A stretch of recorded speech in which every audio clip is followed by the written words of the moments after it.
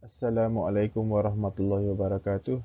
My name is Ni Asfar ASHRAF bin Ni AZIZ, and I'm from Manufacturing Engineering Technology. And I would like to present my degree project, which the title is Natural Fiber and Polymer Selection with a combination of asphalt mixture based on the thermal and chemical properties.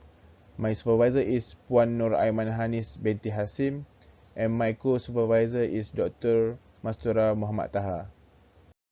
My presentation is divided into 5 topics, which are introduction, literature review, methodology, result, and conclusion. Let me give some briefing before I proceed to my main objective. Road has been the important part of human life, and road usually has its limit. Road damage and pothole form are caused by heavy traffic load and sudden change of weather. In order to increase the performance of road, natural fiber and polymer can be mixed with the asphalt mixture, but there are a lot of natural fiber and polymer that need to be selected. So our objective is to find the best material to be mixed with the asphalt mixture. So the problem that we facing is to get the best natural fiber and polymers. So the suggestion is to study the properties of natural fiber and polymer, and then to select the material by using part decision matrix and gray relation analysis (GRA). My main objective are to study and determine the value properties of natural fibers and polymers based on their thermal and chemical properties. My second objective is to select the best material to be mixed with road asphalt mixture using part decision matrix and gray relation analysis method.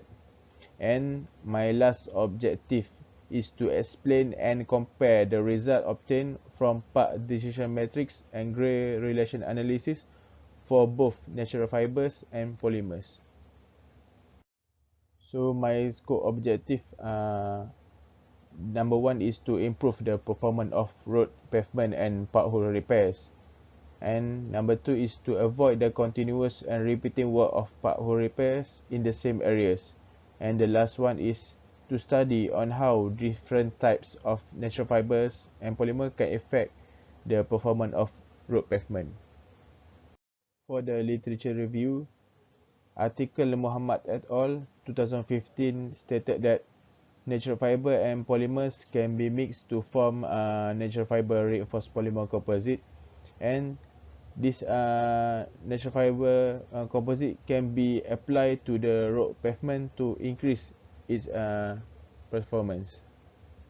Pothole are bowl-shaped damage that form on road pavement, which is caused by heavy traffic load and weather.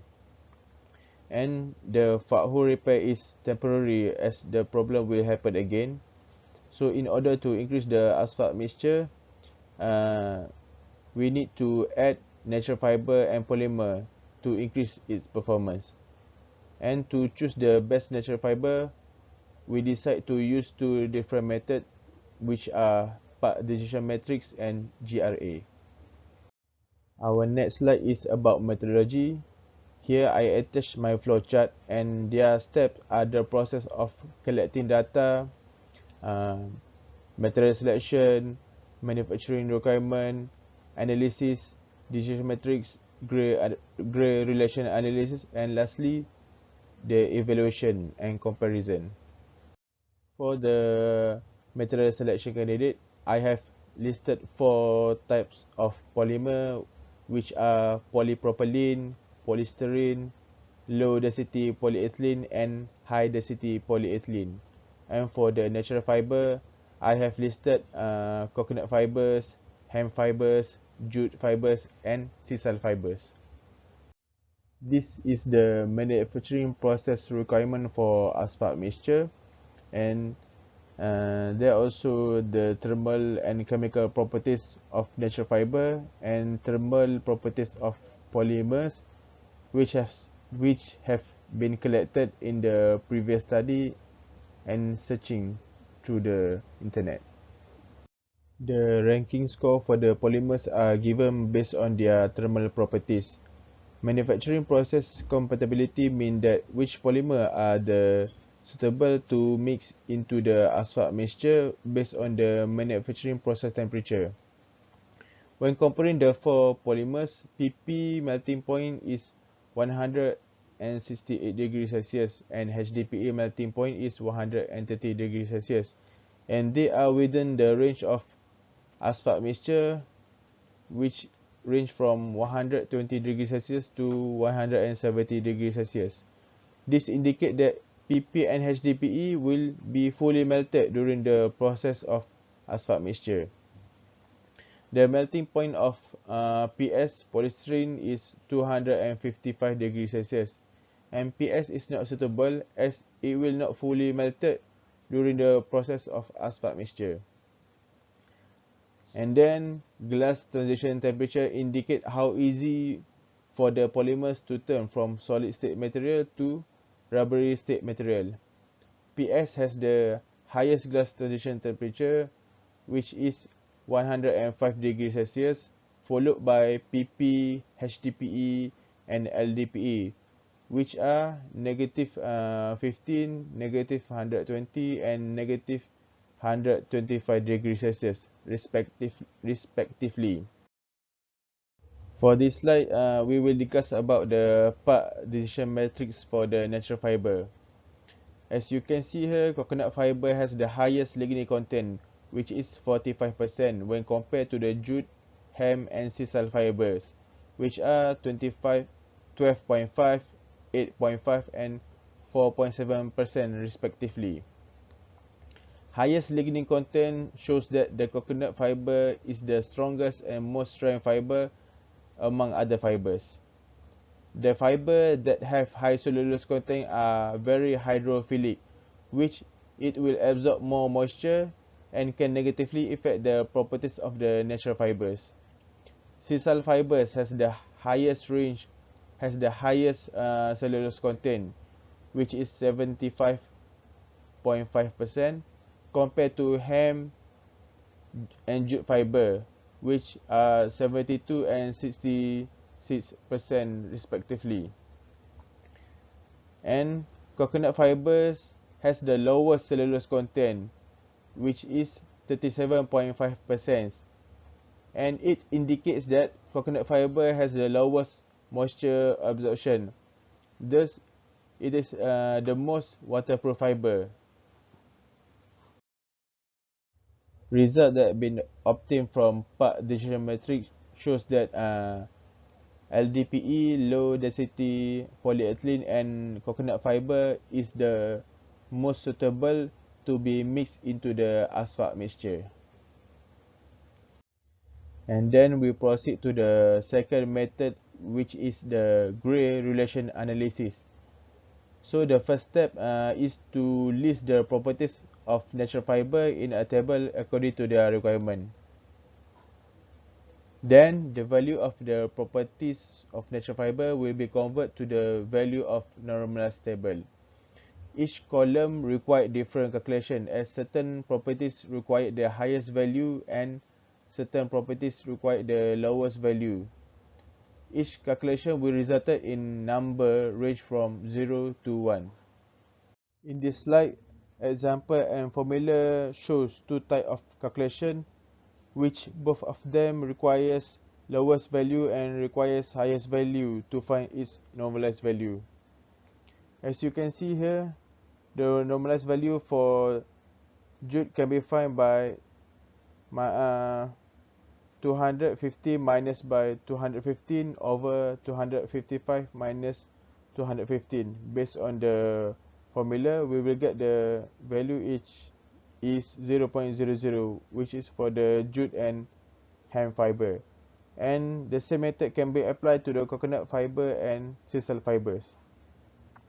And for the formula that require lowest value of properties, which is cellulose, the formula is 72.5 minus 66 over 72.5 minus the lower cellulose content which is 37.5, and we will get the normalized value of 0.186, which is the normalized value for jute. And the same method can be applied also to the hemp, coconut, and sisal fibers. Next table will be continued with deviation sequences table. For the deviation sequences value, it will revert the value in normalized table and change to the deviation sequences table. So the formula is to find the deviation sequences value. We take the highest value in normalized table for the cellulose content, which is 1, and then we minus with the current value, which is 0.186, and then we will get the value for deviation sequences is 0.814. And then for the other column and row, the same method can be applied to get the value. For the next table, we continue with Gray Relation Coefficient, GRC.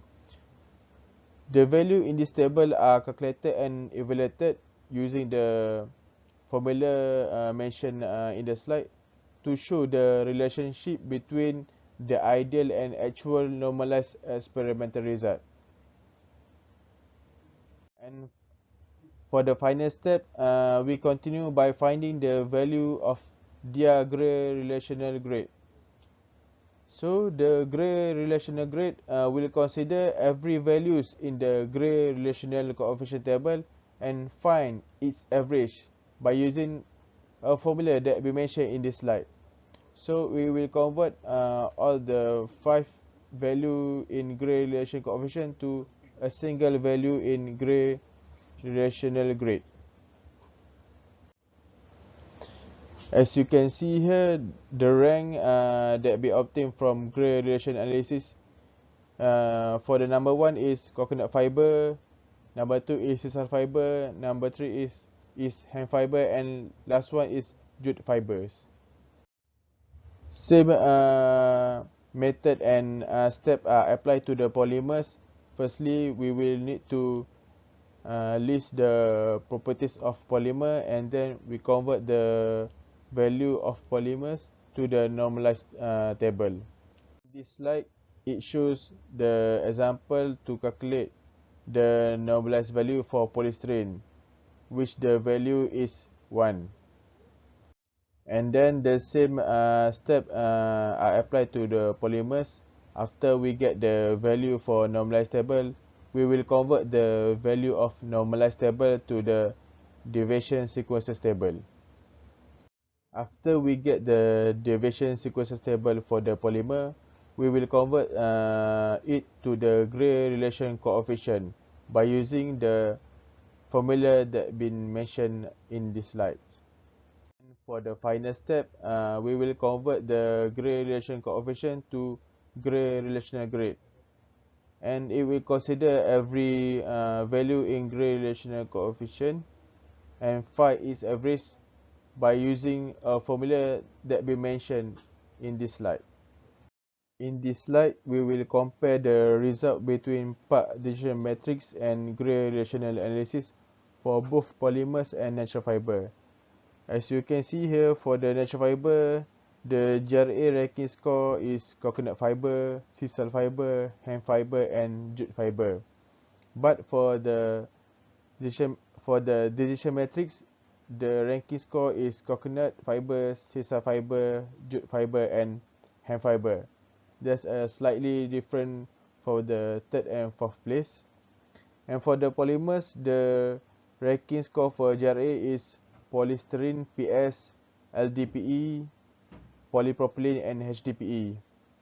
And for the decision matrix, the ranking score is LDPE, HDPE, PP, polypropylene, and PS, polystyrene.